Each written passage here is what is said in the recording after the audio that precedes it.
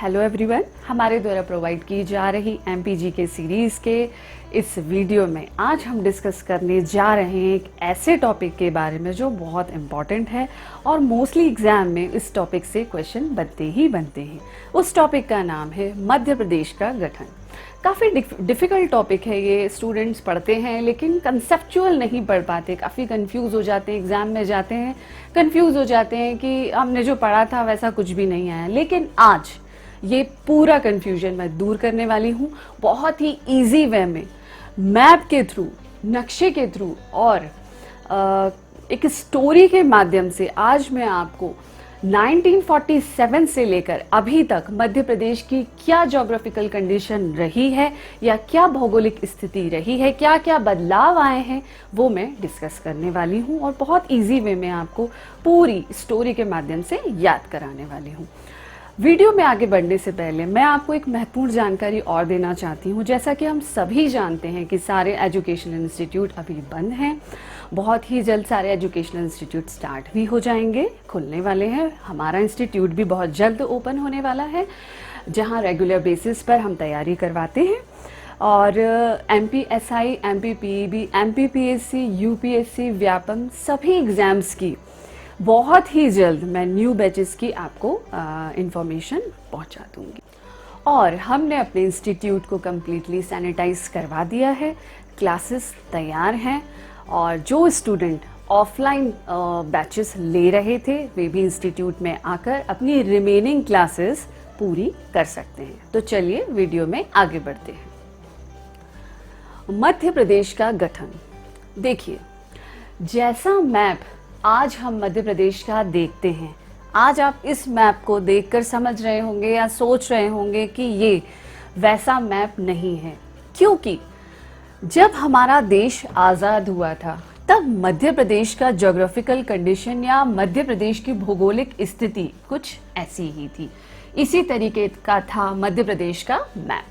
अब देखिए, मध्य प्रदेश का गठन 1947 से लेकर अब तक 3 फेजेस में मैं आपको इसको समझाऊंगी कि कैसे हुआ, कब हुआ, क्या क्या बदलाव आए। ठीक है, चलिए देखिए, हम जैसा जानते हैं कि मध्य प्रदेश 1 नवंबर 1956 को बनकर तैयार हुआ। ठीक है, अब देखिए 1947 में जब हमारा देश आज़ाद हुआ, उससे पहले हम सभी जानते हैं कि ब्रिटिशर्स रूल कर रहे थे हमारे देश पर। 1947 में जब हमारा देश आज़ाद हुआ तब मध्य प्रदेश की स्थिति या मध्य प्रदेश जैसा कोई राज्य अस्तित्व में था ही नहीं। कुछ स्थिति उस समय इस तरीके की थी। तो पहला फेज तो ये हो गया 1947 से लेकर 1956 तक, 1947 से 1956 तक। फिर उसके बाद हम पढ़ेंगे 1956 से 2000 तक और उसके बाद हम पढ़ेंगे 2000 से अब तक। ठीक है, तो चलिए पहले फेज को कंप्लीट करते हैं 1947 से 1956 तक।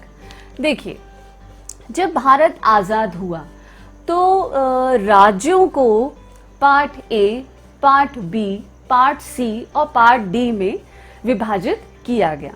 लेकिन मध्य प्रदेश में पार्ट डी नहीं रहा, मध्य प्रदेश में सिर्फ पार्ट ए, पार्ट बी और पार्ट सी के तरीके से विभाजित किया गया। देखिए, आप ये देख रहे हैं पार्ट ए। पार्ट ए में जो है सेंट्रल प्रोविंस था। पार्ट ए को पहले, इस क्षेत्र को पहले सेंट्रल प्रोविंस कहा जाता था।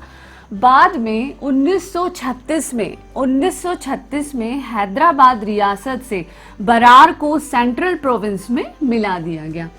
तो इसको क्या कहा जाने लगा? सेंट्रल प्रोविंस और सीपी बरार। तो ये क्षेत्र किस नाम से जाना जाने लगा? सेंट्रल प्रोविंस और सीपी बरार। अब देखिए यहाँ कौन कौन सी जगह थी। एक तो महाकौशल था, जिसे आज हम जबलपुर के नाम से जानते हैं, महाकौशल और आसपास का क्षेत्र। विदर्भ था, छत्तीसगढ़ और बघेलखंड। ये सारे क्षेत्र जो है सेंट्रल प्रोविंस एंड बरार में आने लगे और इस पूरे क्षेत्र को पार्ट ए के नाम से जाना जाने लगा। इसके बाद आगे बढ़ते हैं पार्ट बी।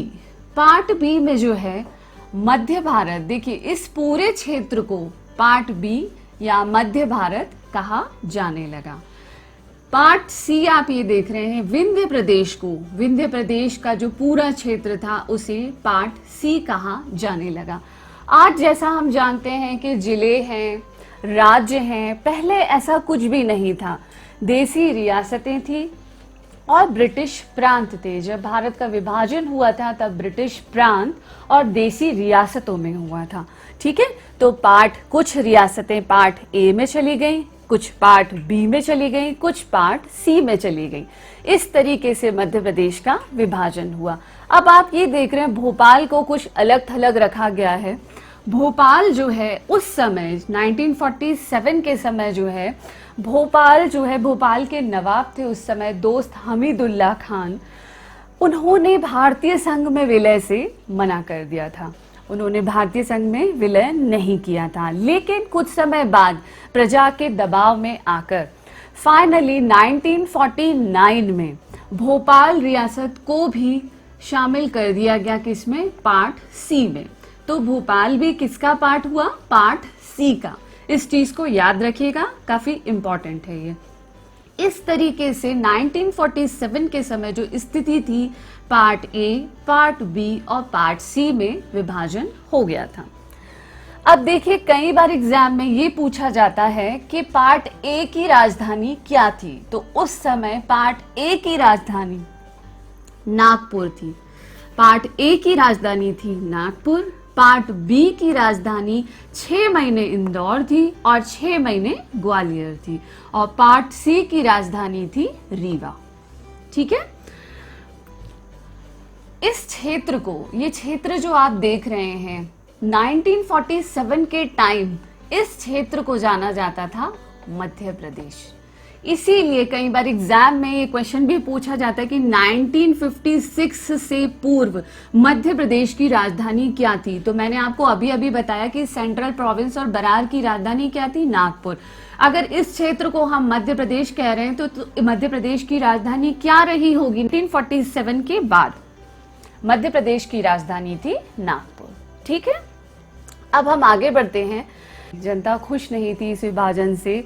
सभी लोग ये चाहते थे कि हमें भाषा के आधार पर, सभी राज्य ये चाहते थे कि भाषा के आधार पर विभाजन किया जाए। सभी भाषा के लोग अपना अलग अलग राज्य बनाकर रहना चाहते थे।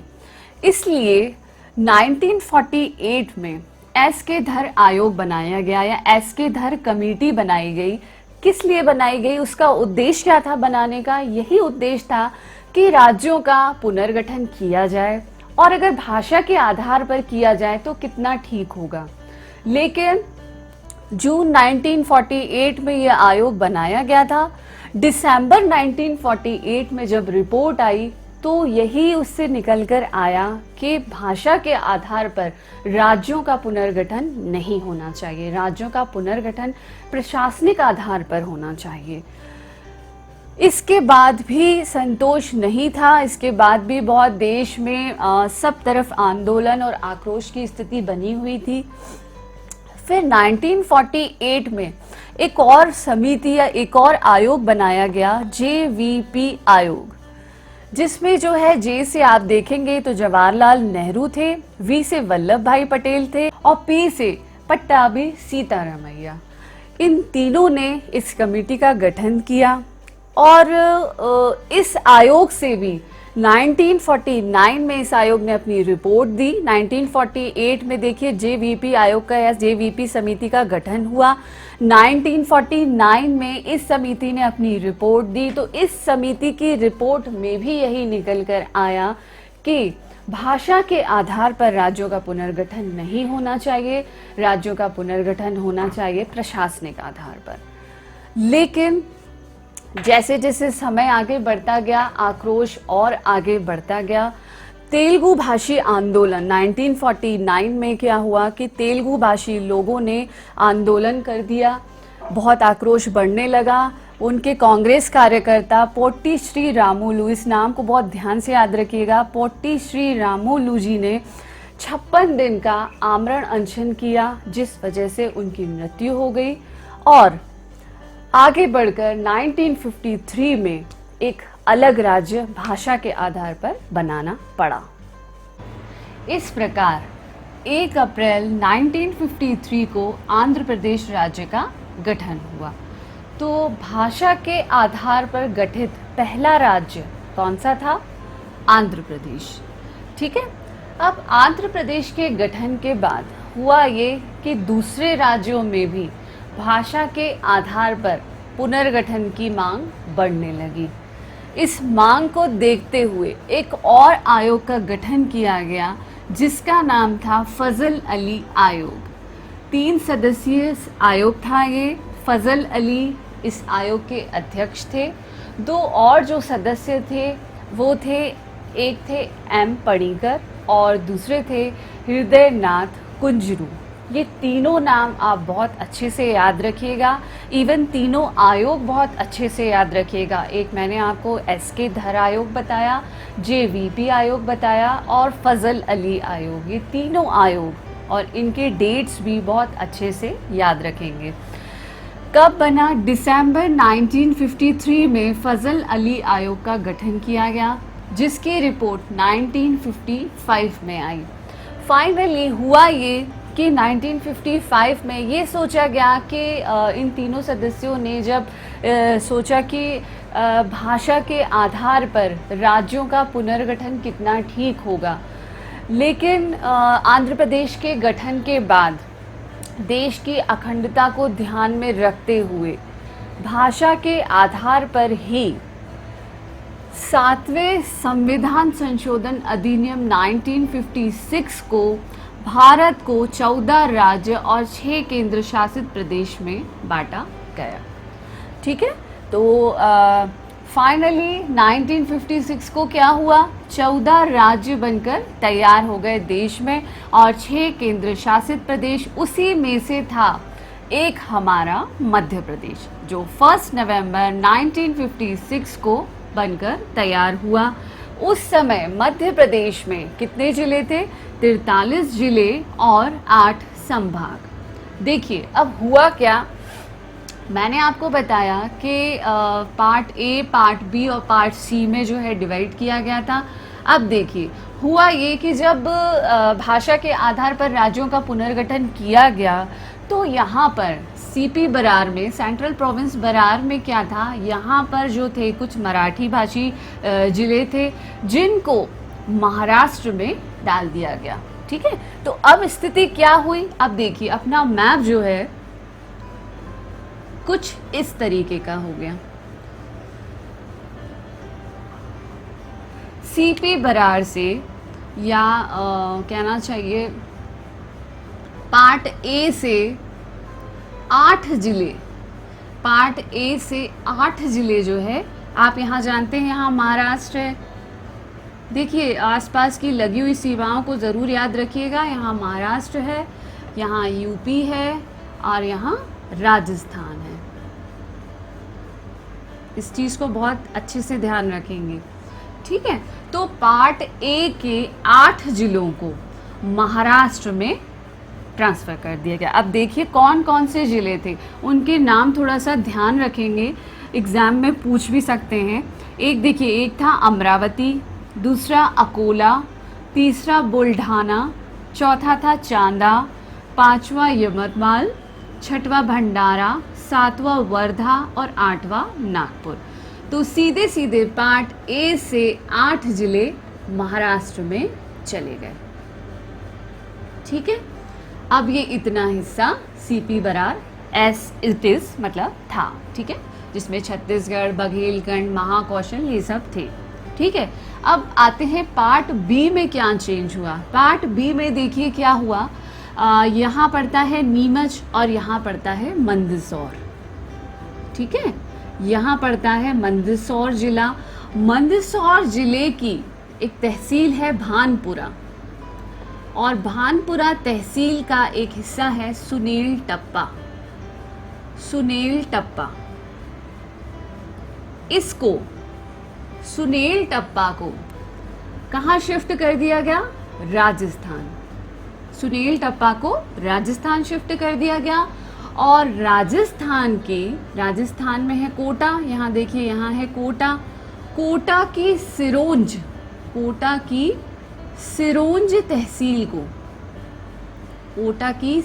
तहसील को कहाँ ले आए? अपन विदिशा। तो देखिए ये एक्सचेंज हो गया। कैसा एक्सचेंज हुआ? पार्ट बी से मंदसौर जिले की भानपुरा तहसील के सुनील टप्पा को राजस्थान शिफ्ट कर दिया गया और राजस्थान के कोटा जिले की सिरोंज तहसील को विदिशा ट्रांसफर कर दिया गया। देखिए एस से हैं दोनों, एस से सुनील टप्पा, एस से सिरोंज। ठीक है, याद रखिएगा सुनील को हमने राजस्थान दे दिया क्योंकि सुनील हमें पसंद नहीं था। सिरोंज हमें पसंद था या सरोज हमें पसंद थी, उसे हमने अपने मध्य प्रदेश के विदिशा में शिफ्ट कर लिया। ठीक है, इस चीज़ को याद रखिएगा। पार्ट सी में कोई चेंज नहीं हुआ। पार्ट सी में जितनी रियासतें या जो जिले थे एज इट इज़ वैसे के वैसे ही रहे। भोपाल भी अपनी जगह वैसे का वैसे ही रहा। इवन भोपाल उस समय 1956 के समय जब मध्य प्रदेश बना था तब मध्य प्रदेश की राजधानी किसको बनाया गया था? भोपाल को। लेकिन उस समय भोपाल एक जिला नहीं था, भोपाल उस समय सीहोर की तहसील थी। ठीक है, भोपाल कब जिला बना वो भी हम आगे पढ़ेंगे। ठीक है, तो ये चीज़ अब आपको समझ में आ गई। अब देखिए क्या कंडीशन हुई, ये हिस्सा इस तरीके से हो गया, 8 जिले महाराष्ट्र में चले गए। ठीक है, अब इस समय 1 नवंबर 1956 को मध्य प्रदेश का क्षेत्रफल कितना था? 4,43,446 स्क्वायर किलोमीटर। ठीक है, इस चीज़ को भी याद रखिएगा। और उस समय मध्य प्रदेश में 43 जिले और 8 संभाग थे। अब फर्स्ट फेज हमारा क्लियर हो गया, आपको बहुत अच्छे से समझ में आ गया होगा फर्स्ट फेज। अब हम आगे बढ़ते हैं 1956 से 2000 के अंदर क्या चेंज हुआ। 1956 से 2000 के फेज़ में अब देखिए क्या चेंजेस हुए। और 26 जनवरी 1972 को 2 नए जिले बनाए गए। कौन कौन से नए जिले बने? भोपाल और राजनांदगांव। अब देखिए 1972 में कब बन गया भोपाल जिला? 1972 में भोपाल जिला बन गया। 1972 से पहले भोपाल एक तहसील था। अब देखिए अभी तक मध्य प्रदेश में कितने जिले और कितने संभाग थे? 43 जिले थे और 8 संभाग थे। 1972 को 2 जिले और बन गए तो कितने जिले हो गए? 45 जिले हो गए। आगे देखते हैं, मई 1988 में एक और आयोग बना, BR दबे आयोग।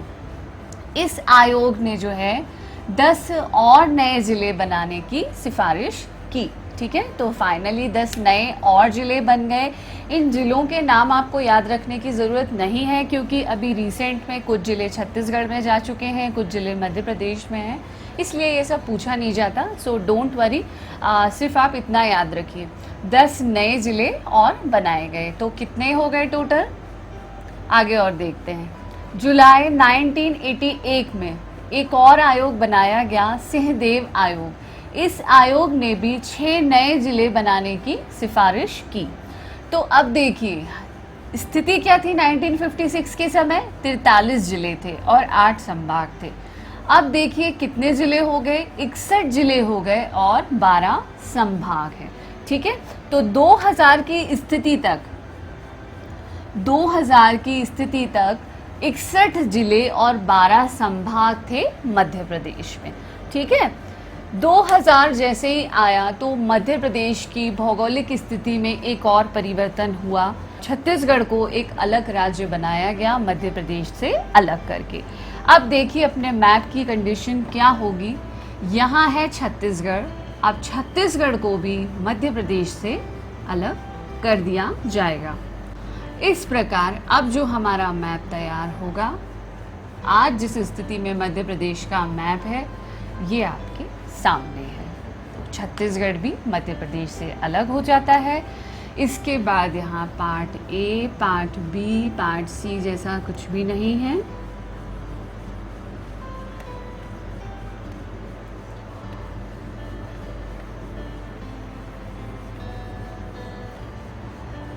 एक नवंबर 2000 को फाइनली छत्तीसगढ़ जब मध्य प्रदेश से अलग हो जाता है, 16 जिले और 3 संभाग छत्तीसगढ़ राज्य में दे दिए जाते हैं और फिर बचते हैं मध्य प्रदेश में 45 जिले और 9 संभाग। ठीक है, अभी तक हमने जो पुनर्गठन देखा वो पूरा एक्सटर्नल रीऑर्गेनाइजेशन था या बाह्य पुनर्गठन था। अब हम आगे जो देखेंगे वो देखेंगे आंतरिक पुनर्गठन, जो मध्य प्रदेश के अंदर ही अंदर होगा। ठीक है, अब ये हमारा सेकंड फेज भी कंप्लीट हो गया 1956 से 2000 तक। अब हम आगे बढ़ते हैं 2000 से अब तक। इस फेज में 15 अगस्त 2003 को 3 नए जिले बनाए गए। देखिए 2003 है तो 3 से आप 3 नए जिले याद रखिएगा। अब देखिए मैंने यहाँ 46, 47, 48 ये ऐसा इसलिए लिखा है क्योंकि 46वां जिला, क्योंकि कभी कभी एग्जाम में ये भी चीज़ पूछ लेते कि मध्य प्रदेश का 46वां जिला कौन सा बना, तो इसीलिए आप याद रखिएगा कि 2003 को 3 जिले बने और 46वां जिला कौन सा था, अशोकनगर, जो गुना से अलग होकर अशोकनगर एक अलग जिला बना। 47वां जिला कौन सा बना, अनूपपुर, शहडोल जिले से अलग होकर। 48वां जिला बुरहानपुर बना, खंडवा से अलग होकर। तो ये 3 जिले हो गए 2003 में बने। फिर मई 2008 में 2 और नए जिले बने, जिसमें जो है 49वां जिला जो है अलीराजपुर बना, झाबुआ से अलग होकर, और 50वां जिला जो है सीधी बना, सिंगरौली से अलग होकर। ठीक है, और 2008 में ही एक संभाग बना, शहडोल संभाग। तो अभी तक कितने संभाग थे, 9 संभाग थे, लेकिन 2008 में कितने संभाग हो गए मध्य प्रदेश के, टोटल 10 संभाग हो गए। ठीक है, अब इसके बाद आगे बढ़ते हैं 16 अगस्त 2013 में जो है एक जिला और बना, 51वां जिला जो है आगर मालवा, शाजापुर से अलग होकर आगर मालवा बना। 1 अक्टूबर 2018 को 52वां जिला बना, निवाड़ी, टीकमगढ़ जिले से अलग होकर। तत्कालीन कैबिनेट बैठक ने जो है 3 और नए जिलों को मंजूरी दे दी है। अभी तक 52 जिले थे मध्य प्रदेश में। 18 मार्च 2020 को ये मंजूरी दी गई है, जिसमें 53वां जिला नागदा, उज्जैन से अलग होकर, 54वां जिला चाचौड़ा, गुना से अलग होकर, और 55वां जिला मैयर, सतना से अलग होकर बने। ठीक है, तो वर्तमान में जो है मध्य प्रदेश में जिलों की संख्या कितनी हो गई, 55 जिले हो गए टोटल और 10 संभाग।